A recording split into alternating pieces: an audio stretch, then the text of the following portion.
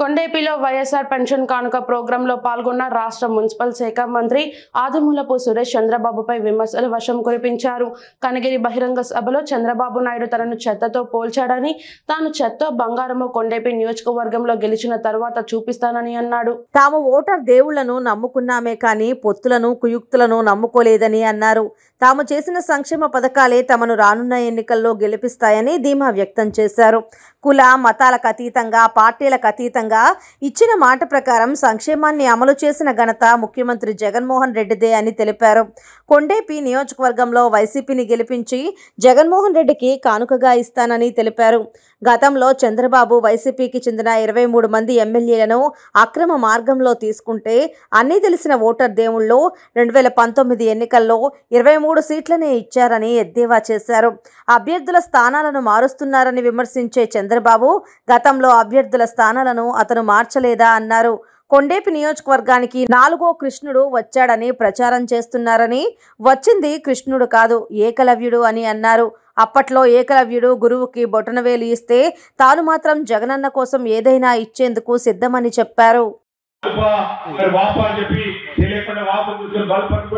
23 మంది ఎమ్మెల్యేలను మరి పార్టీ మేము ఉన్నప్పుడు 6 మంది మన ప్రకాశం జిల్లాలో గెలిస్తే 4 లక్కపోయినాం.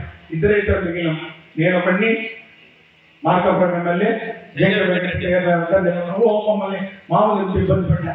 నా మీద సిబిఐ కేసు పెట్టారు, మా ఆవిడ మీద కూడా సిబిఐ కేసు పెట్టారు, మా ఇద్దరిని పెట్టారు, పేపర్లో హెడ్లైన్ చేశారు. మేము ఇద్దరం మరి సిబిఐ కేసులో ఉన్నామని.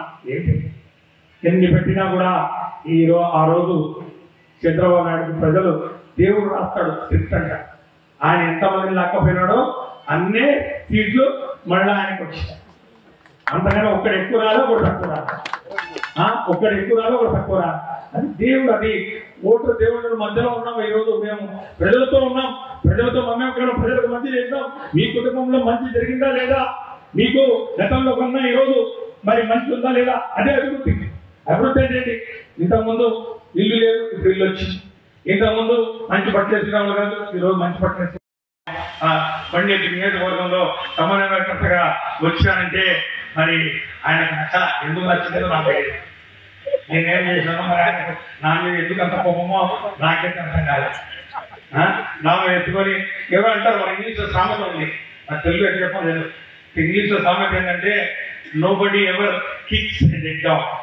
అంటే చచ్చిపోయిన కుక్కని ఎవరు అంటారు, చచ్చిపోయిన మనిషిని ఎవరు కలిసారు అంటే మనం తల్లించాలంటే మనం ఇంకా బతికే ఉన్నాం, మనలో ఇంకా కొంచెం ఆ ప్రాణం ఉందని దానికి ఒక సంకేతం. ఈరోజు కొండేపి నియోజకవర్గంలో ఈరోజు వైఎస్ఆర్ కాంగ్రెస్ పార్టీ పుంజుకుంటా ఉంది, రేపు టీ కొట్టబోతున్న దానికి అది సంకేతం అనేది ఈ సందర్భంగా మీ అందరికీ మనం చేసుకుంటా ఉన్నాం.